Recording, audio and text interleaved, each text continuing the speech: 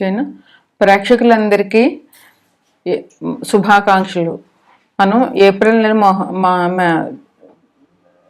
నెల మాస ఫలితాలు చెప్పుకుంటాము. ఇప్పుడు శుక్లాం భరధరం విష్ణుం శశివర్ణం చతుర్భుజం ప్రసన్నవదనం ధ్యాయేత్ సర్వవిఘ్నోపశాంతయే అగజా ఆనన పద్మార్కం గజానన మహర్నిశం అనేకదంతం భక్తానాం ఏకదంతముపాస్మహే ఏకదంతముపాస్మహే. ఓం శ్రీ మాత్రే నమః. ఓం శ్రీ గురుభ్యో నమః. మనం ఏప్రిల్ నెల మాస ఫలితాలు చెప్పుకుంటున్నాము.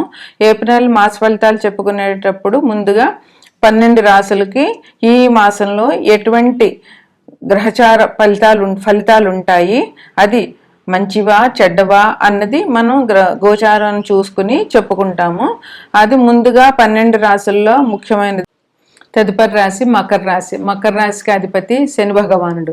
ఆయన ఎక్కడ ఉన్నారంటే మకరాన్ని లగ్నంగా చేసుకుంటే కనుక శని భగవానుడు 3వ ఇంట్లో రవితో కలిసి ఉన్నారు. ఇంకా 2వ ఇంట్లో రాహు బుధుడు కుజుడు ఉన్నారు. 4వ ఇంట్లో శుక్రుడు ఉన్నారు. 6వ ఇంట్లో గురువు ఉన్నారు. 8వ ఇంట్లో కేతు ఉన్నారు. ఇది మకర రాశిని లగ్నంగా చేసుకుంటే గ్రహాల స్థితిగతులు. అదే ఈ గ్రహాలు కూడా మళ్ళీ ఇక్కడ మారుతాయన్నమాట. 15వ తారీఖున ఏప్రిల్ 15వ తారీఖున రవి మీనంలోంచి మేషంలోనికి వెళ్తారు. దాన్ని మేష సంక్రమణం అంటారు. అట్లాగే కుంభంలో ఉన్న బుధుడు ఏప్రిల్ 11వ తారీఖున కుంభంలోంచి మేనంలోనికి వెళ్తారు. ఏప్రిల్ 3వ తారీఖున కుంభంలో ఉన్నటువంటి కుజుడు మేనంలోనికి వెళ్తారు. ఇది కుంభంలో ఉన్నటువంటి కుజుడు మేనంలోనికి వెళ్ళడం వల్ల కొంచెం ఇప్పుడు మనం అందరం యుద్ధ జరుగుతోంది. యుద్ధాన్ని మనం ఫేస్ చేస్తాం. డైరెక్ట్గా కాకపోయినా ఇండైరెక్ట్గా అయినా ఫేస్ చేస్తున్నాం.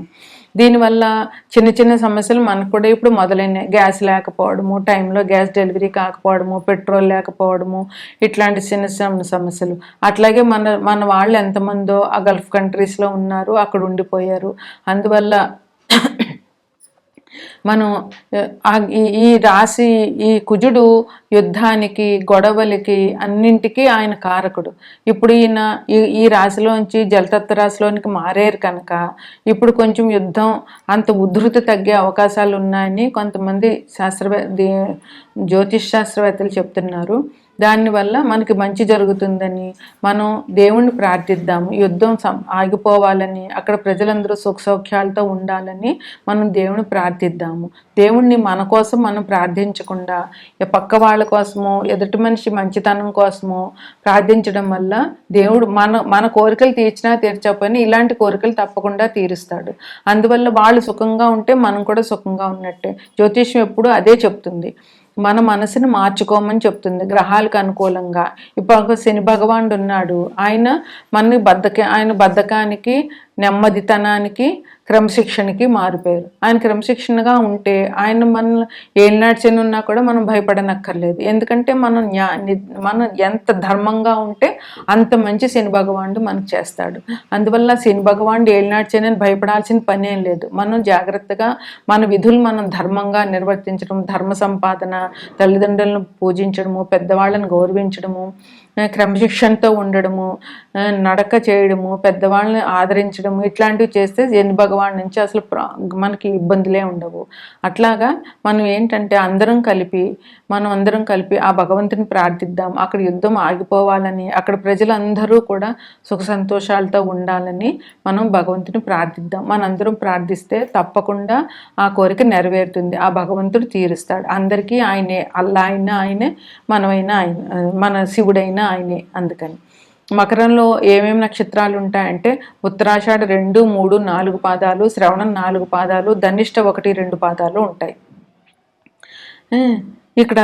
ఇప్పుడు ఏంటంటే మకర రాశి వాళ్ళకి ఎట్లా ఉంటుందంటే ఈ మాసం చాలా బాగుంది. వాళ్ళ మాటకి ఎదురే లేదు. వాళ్ళు ఏం మాట్లాడినా జరిగిపోతుంది. అంటే వాళ్ళ మాటని అడ్డు చెప్పేవాళ్ళు లేరు. అంటే వాళ్ళు అంత మంచిగా మాట్లాడతారని అర్థం అక్కడ.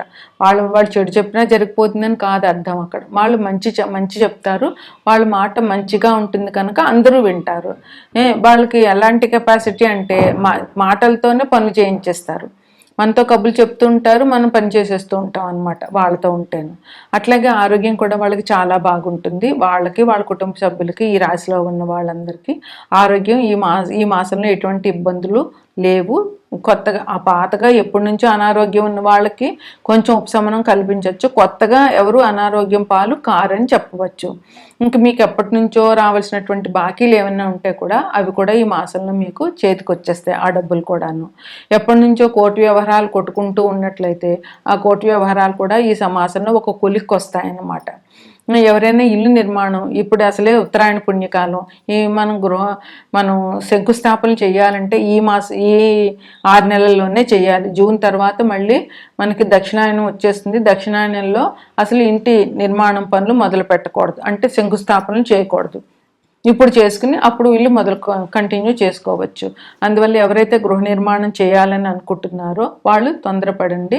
మీకు ఈ అవకాశం బాగుంది. ఈ రాశిలో వాళ్ళు మీరు కట్టుకోవాలని అనుకుంటే కనుక మీరు ఆ దిశగా మీరు అడుగులు వేయండి. ఇంకా మీకు అన్నింట్లో మంచి లాభాలు వస్తాయి. వ్యాపారం చేసే వాళ్ళకి మంచి లాభాలు వస్తాయి. వృత్తి పనులు చేసుకునే వాళ్ళకి మీకు రోజు వచ్చే డబ్బుల కంటే కొంచెం మంచి డబ్బులు వస్తాయి. అలాగే పౌరహిత్యం చేసే వాళ్ళకి మంచి ఆదాయం వస్తుంది. అన్ని రకాలుగా అన్ని రంగాల వారికి కూడా బాగుందన్నమాట. ఇంకా మీకు ఉన్నది ఏంటంటే విశ్వాసం. ఎవరినైనా ఒక మనిషిని నమ్మినా అంత విశ్వాసంగా ఉంటారు. అట్లాగే మీకు శక్తి సామర్థ్యాలు కూడా బాగా ఉన్నాయి. ఏదైనా చేయగలిగినటువంటి శక్తి సామర్థ్యాలు ఉన్నాయి. మీకు మంచి విశ్వాసం మనుషుల్లో ఉందనుక అందువల్ల అది చాలా మంచి చేస్తుంది వ్యక్తికి. అలాగే మీకు సంతోషకరమైన జీవితం ఈ మాసంలో దొరుకుతుంది, ఎటువంటి ఇబ్బందులు లేకుండా. ఎందుకంటే ఆదాయం బాగుంది, ఆరోగ్యం బాగుంది, మీరు మాటలతో పని చేయించగలిగే కెపాసిటీ ఉంది, మీకు విశ్వాసం, మనుషుల మీద విశ్వాసం ఉంది, పని చేయగలిగే శక్తి సామర్థ్యాలు ఉన్నాయి. ఇంకప్పుడు సంతోషకరమైన జీవితం కాకుండా ఇంకేముంటుంది? సంతోషకరమైన జీవితం కావాలంటే ఈ లక్షణాలన్నీ మనిషికి ఉండాలి.